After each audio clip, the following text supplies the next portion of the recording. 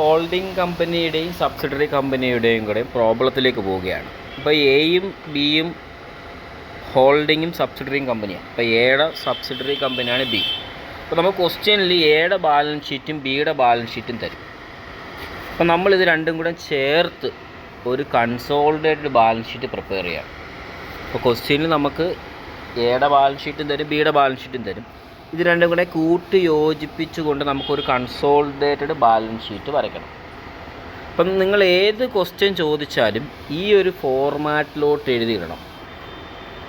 കാര്യം നിങ്ങളുടെ ടെക്സ്റ്റിലെ ആദ്യത്തെ ക്വസ്റ്റ്യൻസ് എന്ന് പറയുമ്പോൾ സാധാ ഫോർമാറ്റാണ്, പക്ഷേ പരീക്ഷയ്ക്ക് ചോദിക്കുന്ന ഈ ഫോർമാറ്റാണ്. ഇത്തിരി കൂടെ വലിയ ക്വസ്റ്റ്യൻസേ പരീക്ഷയ്ക്ക് വരത്തുള്ളൂ. അപ്പോൾ ഏത് ക്വസ്റ്റ്യൻ ചോദിച്ചാലും അത് കുഞ്ഞു ക്വസ്റ്റ്യൻ ആണെങ്കിലും വലിയ ക്വസ്റ്റ്യൻ ആണെങ്കിലും ഈ ഫോർമാറ്റിൽ വേണം എഴുതാൻ കൺസോളിഡേറ്റഡ് ബാലൻസ് ഷീറ്റ്. അതിൻ്റെ ഫോർമാറ്റ് ഇങ്ങനെയാണ്: ഒരു ഡേറ്റ് കോളം, ഒരു പർട്ടിക്കുലേഴ്സ് കോളം, നോട്ട്, എമൗണ്ട്. ഇതൊരു വെർട്ടിക്കൽ ബാലൻസ് ഷീറ്റാണ്. ഈ ബാലൻസ് ഷീറ്റിൻ്റെ ഫോമിനെ വിളിക്കുന്നത് വെർട്ടിക്കൽ ഫോമാണ്. നമ്മൾ സാധാരണഗതിയിലുള്ള നമ്മൾ ഡിഗ്രിക്കൊക്കെ പഠിക്കുന്ന ഒരു ബാലൻസ് ഷീറ്റ് പോലെ കോർപ്പറേറ്റ് അക്കൗണ്ടിങ്ങിനകത്ത് നിങ്ങൾ പഠിച്ചിട്ടുണ്ട് ഈ ഒരു ബാലൻസ് ഷീറ്റ്. സെമസ്റ്റർ 4 കോർപ്പറേറ്റ് അക്കൗണ്ടിങ്ങിനകത്ത് നമ്മുടെ ബാങ്കിങ് കമ്പനീസിൻ്റെ, പിന്നെ അതുകൂടാതെ അക്കൗണ്ട്സ് ഫ്രം ഇൻകം, നമ്മുടെ 4ാമത്തെ പാഠം കമ്പനി അക്കൗണ്ട്സിൻ്റെ 4ാമത്തെ പാഠത്തിൽ ഈ സെയിം സാധനം നിങ്ങൾ പഠിച്ചിട്ടുണ്ട്. അത് തന്നെയാണ്. പിന്നെ കുറച്ച് ചെറിയ വ്യത്യാസം. ഇത് ഈ മൈനോറിറ്റി ഇൻട്രസ്റ്റ് ഒക്കെ വരും, അതേ ഉള്ളൂ, വേറെ കാര്യമൊന്നുമില്ല. അപ്പോൾ ഇതിൻ്റെ കൺസോളിഡേറ്റഡ് ബാലൻസ് ഷീറ്റിൻ്റെ ഫോർമാറ്റ് എന്ന് പറയുമ്പോൾ ഡേറ്റ് കോളം, ഒരു പർട്ടിക്കുലേഴ്സ് കോളം, പിന്നെ നോട്ട്, എമൗണ്ട്. അപ്പോൾ ഈ ബാലൻസ് ഷീറ്റിൽ രണ്ട് പാർട്ടാണ് ഉള്ളത്. നമ്മുടെ ലയബിലിറ്റി സൈഡിനെ, നമ്മുടെ സാധാരണ ഒരു ബാലൻസ് ഷീറ്റിൽ ലയബിലിറ്റി സൈഡിനെ ഇവിടെ വിളിക്കുന്നത് ഇക്വിറ്റി ആൻഡ് ലയബിലിറ്റീസ് എന്ന്. നമ്മുടെ സാധാരണ ബാലൻസ് ഷീറ്റിൽ രണ്ട് സൈഡാണ് ഉള്ളത്. ഒന്ന് അസറ്റ് സൈഡ്, ഒന്ന് ലയബിലിറ്റി സൈഡ്. ലയബിലിറ്റി സൈഡ് അല്ലെങ്കിൽ asset side.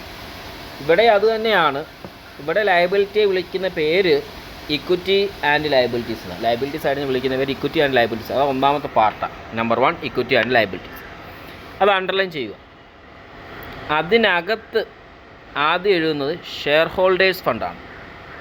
Share holders fund എന്ന് പറയുമ്പോൾ നമ്മുടെ പഴയ ബാലൻസ് ഷീറ്റിനകത്ത് നമ്മൾ എഴുതുന്ന ക്യാപിറ്റലും റിസർവുകളും കൂടെ ചേരുന്നതാണ് ഷെയർ ഹോൾഡേഴ്സ് ഫണ്ട്. നമ്മുടെ പഴയ ബാലൻസ് ഷീറ്റ് നമ്മൾ ക്യാപിറ്റൽ എഴുതും, റിസർവ് എഴുതും.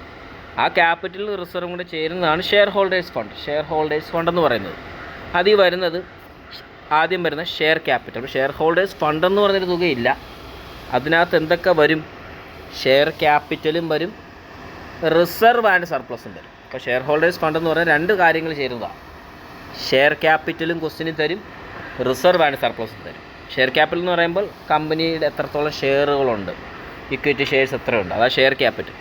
റിസർവ് ആൻഡ് സർപ്ലസ് എന്ന് പറയുമ്പോൾ കമ്പനിക്ക് ഉണ്ടാകുന്ന പ്രോഫിറ്റുകളും അവർ മാറ്റിയിടുന്ന പ്രോഫിറ്റിൻ്റെ പോർഷനെയാണ് റിസർവ് ആൻഡ് സർപ്ലസ്. അപ്പോൾ ഇത് രണ്ടും കൂടി ചേരുന്നതാണ് ഷെയർ ഹോൾഡേഴ്സ് ഫണ്ട്.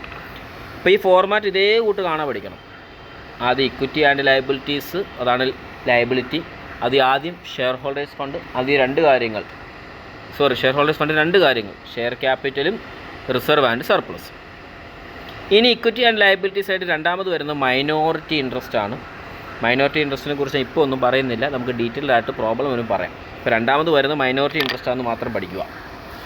മൂന്നാമത് വരുന്നത് കറണ്ട് ലയബിലിറ്റീസാണ്. ഈ കറണ്ട് ലയബിലിറ്റീസിൻ്റെ താഴെ ഒരു 2-3 ഐറ്റം എഴുതാനുള്ള സ്ഥലം നിങ്ങൾ വിടണം. ഒരു 2-3 ഐറ്റം എഴുതാനുള്ള സ്ഥലം വിട്ടിട്ടേ ടോട്ടൽ എഴുതാവുള്ളൂ. കാര്യം കറണ്ട് ലയബിലിറ്റീസ് ചില ക്വസ്റ്റ്യനിൽ ഒരെണ്ണം കാണും, ചില ക്വസ്റ്റ്യനിൽ 2 എണ്ണം കാണും, ചില ക്വസ്റ്റ്യനിൽ 3 എണ്ണം കാണും കറണ്ട് ലയബിലിറ്റീസ്. അപ്പോൾ ക്വസ്റ്റ്യൻ അനുസരിച്ച് നമുക്ക് ഇങ്ങോട്ടെടുത്ത് എഴുതിയാൽ മതി. അപ്പോൾ കറണ്ട് ലയബിലിറ്റിയുടെ താഴെ ഒരു 3-4 ഐറ്റംസ് എഴുതാനുള്ള സ്ഥലം വിട്ടിട്ടേ ടോട്ടൽ എഴുതാവുള്ളൂ, ടോട്ടലിനുള്ള സ്പേസ് കൊടുക്കാവുള്ളൂ. ഇപ്പോൾ ഇക്വിറ്റി ആൻഡ് ലയബിലിറ്റീസ് എന്ന് പറഞ്ഞാൽ ലയബിലിറ്റി സൈഡാണ്. ലയബിലിറ്റി സൈഡിൽ ആദ്യം ഷെയർ ഹോൾഡേഴ്സ് ഫണ്ടാണ്. അതെന്ന് പറയുമ്പോൾ ഷെയർ ക്യാപിറ്റലും റിസർവ് ആൻഡ് സർപ്ലസ്. രണ്ടാമത്തെ മൈനോറിറ്റി ഇൻട്രസ്റ്റ് ആണ്. മൂന്നാമത്തെ കറണ്ട് ലയബിലിറ്റിയാണ്. കറണ്ട് ലയബിലിറ്റിയുടെ താഴെ ഒരു 4 ഐറ്റംസ് എഴുതാനുള്ള സ്ഥലം വിടുക, എന്നിട്ട് ടോട്ടൽ എടുക്കുക. അപ്പോൾ നമുക്ക് ഇക്വിറ്റി ആൻഡ് ലയബിലിറ്റീസിന് ടോട്ടലായി. അപ്പോൾ ഒന്നും കൂടെ പറയാം. ബാലൻസ് ഷീറ്റിന് കൺസോളിഡേറ്റഡ് ബാലൻസ് ഷീറ്റ് 2 പാർട്ടാണ് ഉള്ളത്. ആദ്യത്തെ പാർട്ട് എന്ന് പറയുമ്പോൾ ഇക്വിറ്റി ആൻഡ് ലയബിലിറ്റി എന്ന് പറയുന്നത് ലയബിലിറ്റി സൈഡ്. രണ്ടാമത്തെ പാർട്ട് അസറ്റുമാണ്. ഇക്വിറ്റി ആൻഡ് ലയബിലിറ്റി സൈഡിൽ നമ്മൾ ആദ്യം എഴുതുന്നത് ഷെയർ ഹോൾഡേഴ്സ് ഫണ്ടാണ്. ഷെയർ ഹോൾഡേഴ്സ് ഫണ്ട് എന്ന് പറയുമ്പോൾ എന്തൊക്കെ ചേരുന്ന ഷെയർ ക്യാപിറ്റലും റിസർവ് ആൻഡ് സർപ്ലസ്. രണ്ടാമത്തെന്ന് പറയുമ്പോൾ മൈനോറിറ്റി ഇൻട്രസ്റ്റ് ആണ്. മൂന്നാമത്തെന്ന് പറയുമ്പോൾ കറണ്ട് ലയബിലിറ്റീസുമാണ്. ഒന്ന് വായിച്ച് നോക്കി. ഇപ്പോൾ കൺസോളിഡേറ്റഡ് ബാലൻസ് ഷീറ്റിൻ്റെ ആദ്യത്തെ പാർട്ട് കഴിഞ്ഞു, ഇക്വിറ്റി ആൻഡ് ലയബിലിറ്റീസ്. ഇനി അടുത്ത പാർട്ട്, രണ്ടാമത്തെ പാർട്ടാണ് അസറ്റ്സ്. അസറ്റ്സ് എന്ന് പറയുമ്പോൾ നമുക്ക് അസറ്റ്സിനെ രണ്ടായി തരംതിരിക്കാം. അസറ്റ്സിനകത്ത് ആദ്യം നോൺ കറണ്ട് അസറ്റാണ്, നോൺ കറണ്ട് അസറ്റ്. രണ്ടാമത്തെ part current asset. Non current അസറ്റും പിന്നെ എന്തുവാ, കറണ്ട് അസറ്റ്. ഈ നോൺ കറണ്ട് അസറ്റിനകത്ത് ഉള്ളതെന്ന് പറയുമ്പോൾ, നോൺ കറണ്ട് അസറ്റ് എന്ന് പറയുമ്പോൾ തന്നെ അത് ഫിക്സഡ് അസറ്റാണ്. കറണ്ട് അസറ്റ് എന്ന് പറയുമ്പോൾ സാധാ കറണ്ട് അസറ്റ്. അപ്പോൾ ഫിക്സഡ് അസറ്റിൻ്റെ വേറൊരു പേരാണ് എന്തുവാ, നോൺ കറണ്ട് അസറ്റ്. എന്നിട്ട് അതിനകത്ത് നമ്മൾ എഴുതുന്ന ഫിക്സഡ് അസറ്റ് തന്നെ. അപ്പോൾ ഫിക്സഡ് അസറ്റിനകത്ത് ഫിക്സഡ് അസറ്റ് എന്ന് പറഞ്ഞൊരു തുകയൊന്നുമില്ല. നമ്മൾ അതിനെ രണ്ടായി തരംതിരിക്കും വീണ്ടും, ടാഞ്ചിബിളും ഇൻടാഞ്ചിബിൾ. ടാഞ്ചിബിളും പിന്നെന്തുവാ, ഇൻടാഞ്ചിബിൾ. ടാഞ്ചിബിൾ എന്ന് പറയുമ്പോൾ നമ്മുടെ land and building, plant and machinery, furniture, അതെല്ലാം ടാഞ്ചിബിളി വരും. ഇൻടാഞ്ചിബിൾ എന്ന് പറയുമ്പോൾ ഗുഡ്വില്ല്. ഇവിടെ ഇൻടാഞ്ചിബിളി വരുന്ന ഗുഡ്വില്ല് മാത്രമേ ഉള്ളൂ. പേറ്റൻറ്റും കോപ്പി റൈറ്റും ഒക്കെ ഇൻടാഞ്ചിബിൾ അസറ്റിൻ്റെ കാറ്റഗറി വരുന്നതാണെങ്കിലും ഇവിടെ പ്രോബ്ലത്തിൽ ഇൻടാഞ്ചിബിൾ അസറ്റായിട്ട് ഗുഡ്വില്ല് മാത്രമേ വരാറുള്ളൂ. അപ്പോൾ അസറ്റിനെ രണ്ടായി തരംതിരിക്കാം, നോൺ കറണ്ട് അസറ്റ് എന്നും കറണ്ട് അസറ്റ് എന്നും. നോൺ കറണ്ട് അസറ്റ് എന്ന് പറയുമ്പോൾ അത് ഫിക്സഡ് അസറ്റാണ്. നോൺ കറണ്ട് അസറ്റ് എന്ന് പറയുമ്പോൾ എന്തുവാണ്, ഫിക്സഡ് അസറ്റാണ്. ഫിക്സഡ് അസറ്റിന് എന്ന് പറയുമ്പോൾ അതിനകത്ത് എന്തൊക്കെ വരും, ടാഞ്ചിബിളും വരും, ഇൻടാഞ്ചിബിളും വരും. പിന്നെ നമ്മുടെ സാധാ കറണ്ട് അസറ്റ്. ഈ കറണ്ട് അസറ്റിൻ്റെ താഴെ ഒരു 4 ഐറ്റം എഴുതാനുള്ള സ്ഥലം വിടണം. ക്വസ്റ്റ്യൻ്റെ വലിപ്പം അനുസരിച്ച് കറണ്ട് അസറ്റ് പലതും കയറി വരും. ഡെപ്റ്റേഴ്സും ബിൽസ് റിസീവുകളും ക്യാഷ് ഇൻ ഹാൻഡും ക്യാഷ് അറ്റ് ബാങ്കും കയറി വരും. ഇപ്പോൾ കറണ്ട് അസറ്റിൻ്റെ താഴെയും എന്ത് വിടാൻ മറക്കരുത്, സ്ഥലം വിടാൻ മറക്കരുത്. അപ്പോൾ അസറ്റ്സിനെ നമുക്ക് രണ്ടായി തരംതിരിക്കാം, നോൺ കറണ്ട് അസറ്റ് എന്നും current asset. Non current asset എന്ന് പറയുമ്പോൾ എന്തുവാണ്, ഫിക്സഡ് അസറ്റാണ്. ആ ഫിക്സഡ് അസറ്റിനെ നമുക്ക് രണ്ടായി തരംതിരിക്കാം, ടാഞ്ചിബിളിൻ്റെ എമൗണ്ട് എഴുതുക, ഇൻടാഞ്ചിബിളിൻ്റെ എമൗണ്ട് എഴുതുക.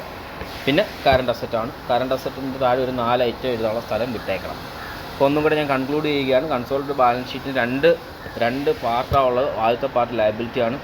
ലയബിലിറ്റി വിളിക്കുന്ന പേരെന്തുവാ, ഇക്വിറ്റി ആൻഡ് ലയബിലിറ്റി. ഇപ്പോൾ ഇക്വിറ്റി ആൻഡ് ലയബിലിറ്റിക്കകത്ത് ആദ്യം എന്തുവാണ്, ഷെയർ ഹോൾഡേഴ്സ് ഫണ്ടാണ്. ഷെയർ ഹോൾഡേഴ്സ് ഫണ്ട് എന്ന് പറഞ്ഞാൽ 2 കാര്യങ്ങൾ ചേരുന്നത്, ഷെയർ ക്യാപിറ്റലും റിസർവ് ആൻഡ് സർപ്ലസ്. രണ്ടാമത്തെ എന്തുവാണ്, മൈനോറിറ്റി ഇൻട്രസ്റ്റ് ആണ്. മൂന്നാമത്തെ കറണ്ട് ലയബിലിറ്റി. അതിന് താഴെ ഒരു 4 ഐറ്റം എഴുതാൻ സ്ഥലം വിട്ടിട്ടാണ് ടോട്ടൽ എഴുതാം. ഈ രണ്ടാമത്തെ പാർട്ട് അസറ്റ്. അസറ്റിനെ രണ്ടാം തരംതിരിക്കുന്നത്, നോൺ കറണ്ട് അസറ്റ് എന്നും കറണ്ട് അസറ്റ് എന്നും. നോൺ കറണ്ട് അസറ്റ് എന്ന് പറയുമ്പോൾ ഫിക്സഡ് അസറ്റ് തന്നെയാണ്. അതിൽ ടാഞ്ചിബിളും ഉണ്ട്, ഇൻടാഞ്ചിബിളും ഉണ്ട്. പിന്നെ നമ്മുടെ കറണ്ട് അസറ്റാണ്. കറണ്ട് അസറ്റ് താഴെ ഒരു 4 ഐറ്റം എഴുതുന്ന സ്ഥലം വിട്ടിട്ട് ടോട്ടൽ എഴുതാവുള്ളൂ. ഓക്കെ, ഈ ഫോർമാറ്റ് പഠിച്ച് വെക്കുക, എന്നിട്ട് നമുക്ക് പ്രോബ്ലത്തിലേക്ക് പോകാൻ പറ്റും.